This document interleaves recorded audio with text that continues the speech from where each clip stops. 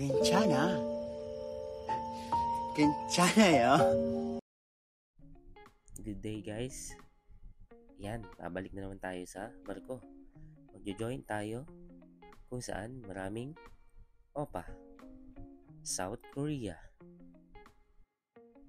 Yan, approaching na tayo sa NAIA Terminal 1. Oh shit! Yan, at papasok na tayo sa departures.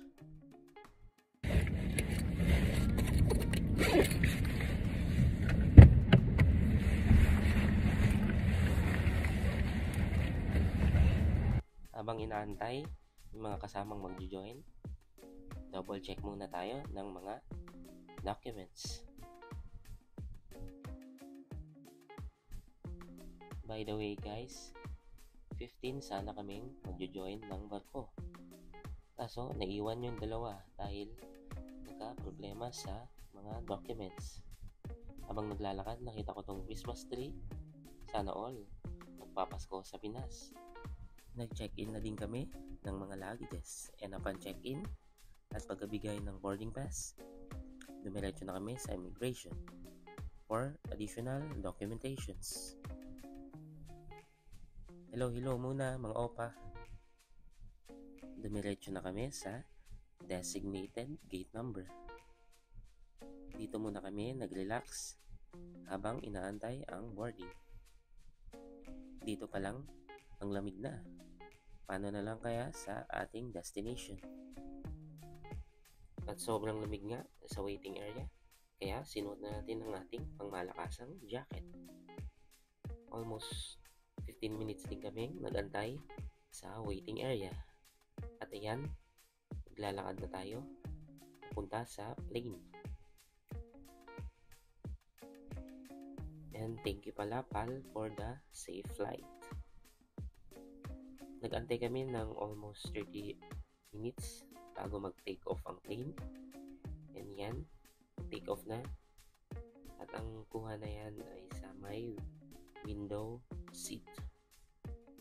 At yun nga, napansin ko yung plane parang may usok na lumalabas.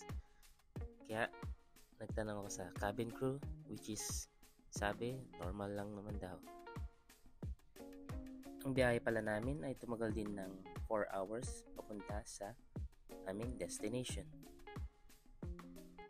Habang nasa biyahe, binigyan tayo ng cabin crew ng Korean Custom Declaration Form at nag-fill out tayo ng necessary informations. At pagkatapos din mag-fill out ng form, hapunan na pala. Ito ang pinakaihintay ni kabayan. Kakain na naman. Tonight's menu: chicken inasal or chicken barbecue with fried rice, Cebu's best dried mango with 1-piece bread, and vegetable salad. And after 4 hours of travel, we landed here at Kimhae Airport, Terminal 1, Busan, Korea. Habang inaantay ang ibang mga kasama, pumunta na kami sa conveyor para kunin ang aming mga luggages. Pagkatapos nga makuha ang mga luggages, dumiretso na kami sa waiting area para mag-group up at antayin ang aming agent.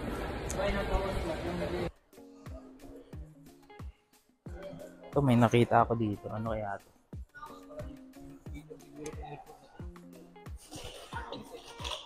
Dito ka 14 degrees na to. Uy, Masyado malamig. utang na. Sanitizer? Oo. Oh, puta malupit ha. Tumatik yan. Naintindihan mo, Glenn? Oo. Oo, hindi, yan ang mayroon. Habang inaantay nga yung agent na dumating, akala ko kung ano yung pinagkakaguluhan nila. Yun pala, standee ng isang Korean actor. Yan, dumating yung agent. Nakalabas din ng airport at sabi ng agent, standby muna kasi kukunin niya ang service bus para sa amin. At 8 o'clock PM na din pala bago kami nakasakay sa bus. Ayan, nakapile sa likod ang aming mga luggages. Tumagal din ng halos 1 oras ang land travel papunta sa aming hotel. At yan muna para sa video natin. Para sa mga susunod na vlog, itutour ko kayo sa mga lugar at kakain tayo ng mga Korean foods. So, see you on the next vlog. Bye!